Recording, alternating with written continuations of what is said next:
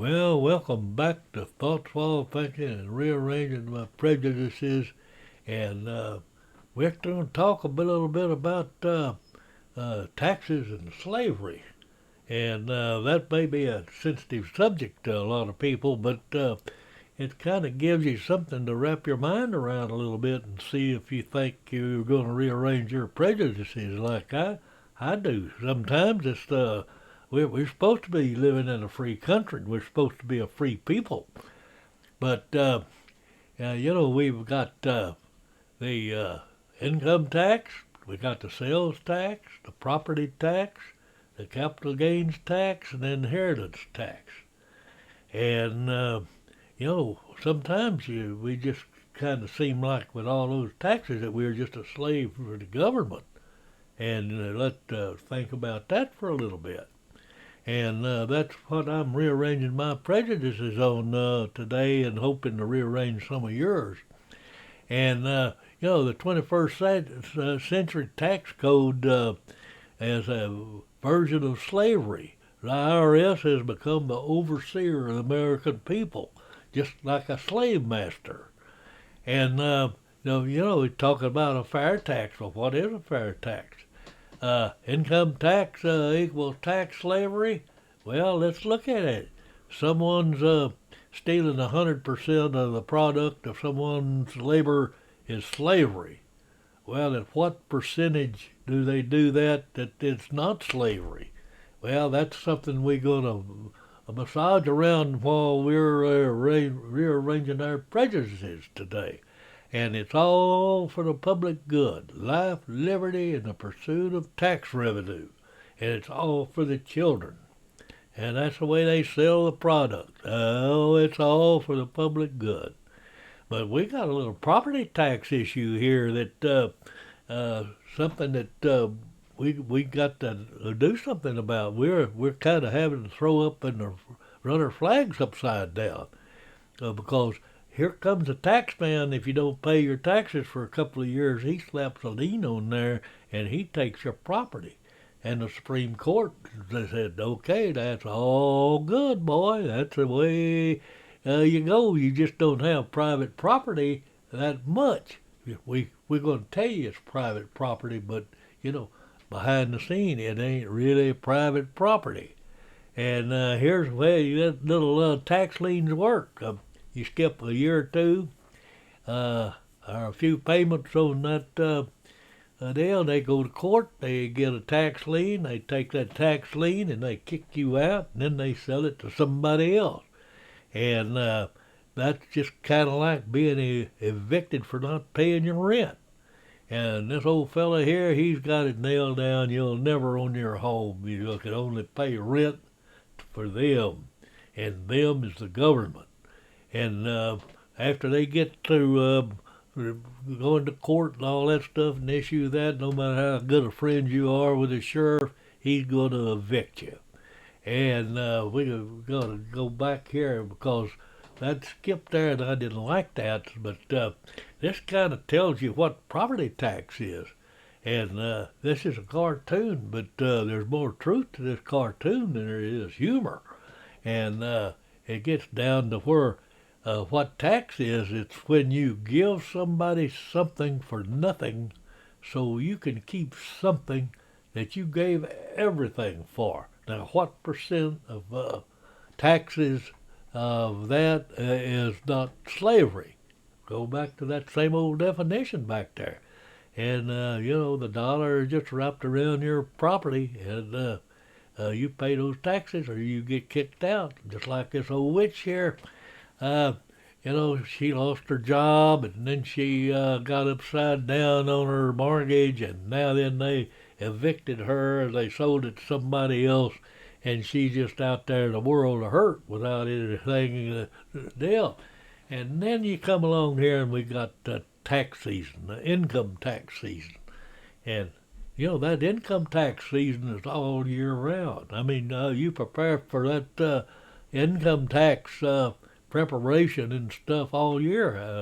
About half of your business decisions are based on whether or not it complies with IRS regulations and stuff.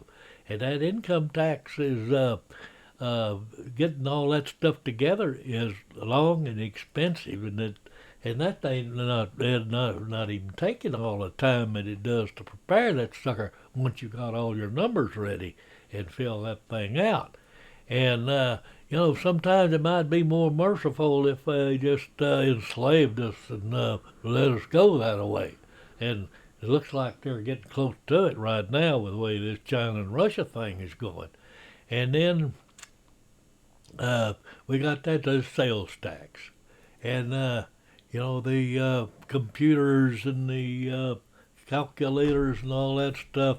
That sales tax is so important that they got a key, a plus and minus on that tax, and it is 8 to 10%, and that just adds that much to the cost of your property or what you're buying.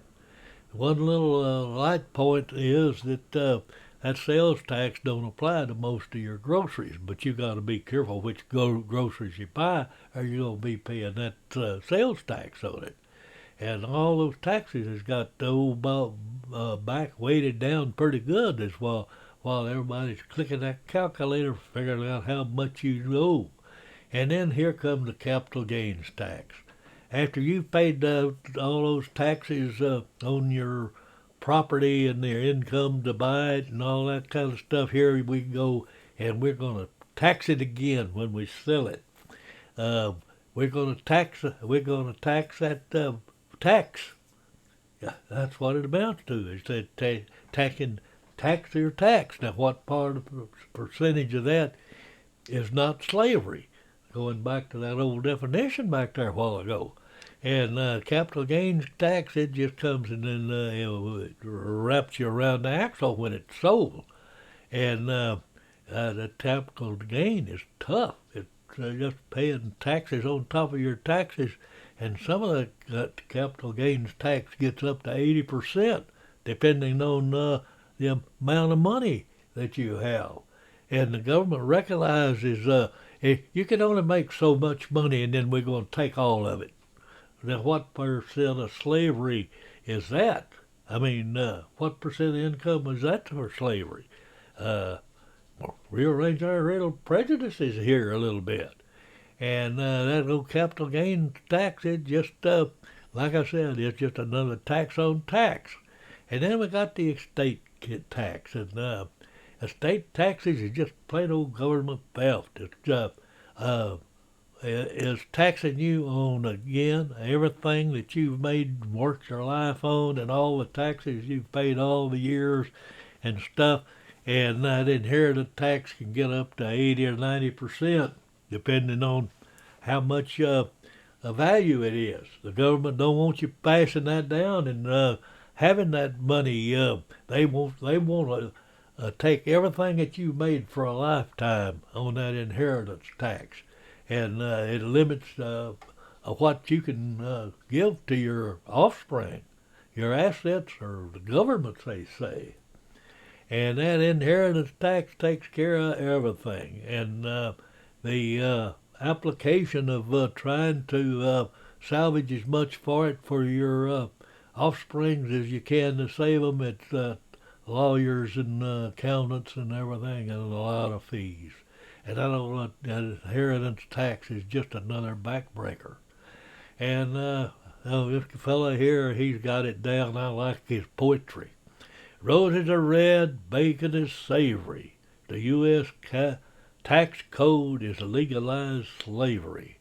Now, I think that works pretty good based on what we did at the beginning of this little exercise here. So anyway, that makes the inflation just go on up.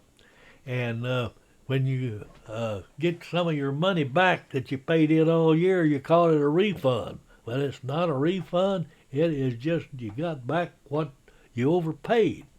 And the IRS has operated interest-free with your money for a year.